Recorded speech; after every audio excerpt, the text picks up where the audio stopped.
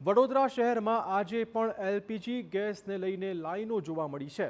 Gas એજન્સીમાં લોકોએ આજે સવારથી જ લાઈન લગાવી છે। પૂરતો જથ્થો છે આ પ્રકારની ખાતરી હોવા છતાં લોકોમાં ચિંતા પેઠેલી છે। ગઈકાલે પણ આવા દ્રશ્યો સામે આવ્યા હતા અને આજે પણ આજે સવારથી જ જે લોકો છે, નાગરિકો છે, તે રાંધણ ગેસનો સિલિન્ડર મેળવવા માટે લાઈનમાં ઊભા રહી ગયા છે। મિડલ ઇસ્ટના દેશોમાં યુદ્ધની પરિસ્થિતિ અને જેના કારણે સીધી અસર ભારત પર જોવા મળી રહી છે। છેલ્લા 3 દિવસથી વડોદરા શહેરમાં કોમર્શિયલ ગેસ હોય કે ઘરેલું ગેસ, આ તમામ સિલિન્ડરો માટે લોકોની લાઈનો લાગેલી જોવા મળે છે।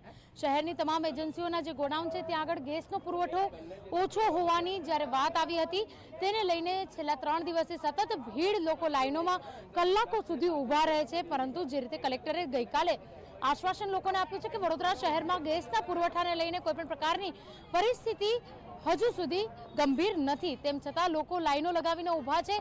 સંગ્રહખોરી અટકાવવા માટે કલેક્ટર દ્વારા અનેક ટીમો પણ લોકોની બનાવવામાં આવી છે। અધિકારીઓ દ્વારા આ ટીમનું ગઠન કરી અને તેઓ દ્વારા સંગ્રહખોરી કરતા લોકો સુધી પહોંચવા માટેનો પણ પ્રયાસ થશે।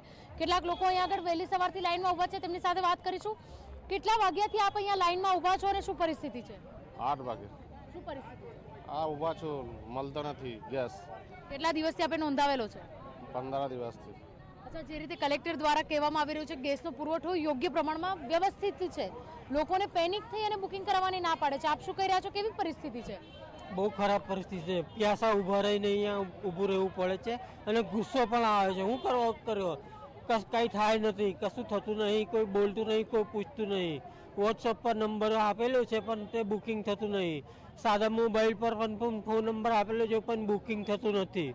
બિલકુલ બુકિંગ થતું નથી તેવી ફરિયાદ લોકો કરી રહ્યા છે। પરંતુ જે પ્રકારની પરિસ્થિતિ છે, લોકો વહેલી સવારથી આવી અને ઊભા રહે છે અને પોતાના ઘરમાં ગેસની સિલિન્ડર ખતમ થઈ ગઈ હોય, પૂરી થઈ ગઈ હોય અને તે સિલિન્ડર મળી રહે તે માટે લોકો આવીને ઊભેલા છે। કેટલાક લોકો હજુ પણ છે, વાત કરીશું। કેટલા વાગ્યાથી અહીંયા આવ્યા છો અને શું પરિસ્થિતિ? आया था मैडम, मैं 8 बजे आया था, तब से लाइन में लगा। बाटला मिल ही नहीं रहा है, कितने दिनों से? काफ़ी टाइम से नहीं मिल रहा है। आपने कितने दिनों पहले बुकिंग किया था? मैंने 3 दिन पहले किया था। तो जनरली कितने दिन में बुकिंग करते हो फिर बोतल मिलता है? 2 से 3 दिन में आ जाता है, लेकिन अब की बार नहीं आ रहा है। બિલકુલ, તો જે રીતે લોકો બુકિંગ કરાવ્યું છે 3 દિવસની અંદર તે લોકોની બુકિંગ બાદ ડિલિવરી થઈ જતી હોય છે, પરંતુ નહીં થતા લોકો હાલ પેનિક સિચ્યુએશનમાં છે। પરંતુ કલેક્ટર દ્વારા જે રીતે વિનંતી કરવામાં આવી હતી, લોકોને અપીલ પણ કરવામાં આવી છે કે જે રીતે ગેસના પુરવઠાની વાત હોય તો ગેસનો પુરવઠો યોગ્ય જથ્થો પૂરતા પ્રમાણમાં છે, ત્યારે લોકોને પેનિક ન થવા સૂચન આપ્યું છે। તેમ છતાં વડોદરાના લોકોને ક્યાંક ને ક્યાંક ડર છે કે કદાચ તેઓને ગેસની બોટલ નહીં મળે અને પરિવારને ભૂખ્યા ના રહેવું પડે, તે માટે થઈને લોકો લાઈનોમાં પણ ઊભા રહ્યા છે। કેમેરા પર્સન રોહિત ગુલ સાથે અંજલિ ઓઝા, TV9 વડોદરા।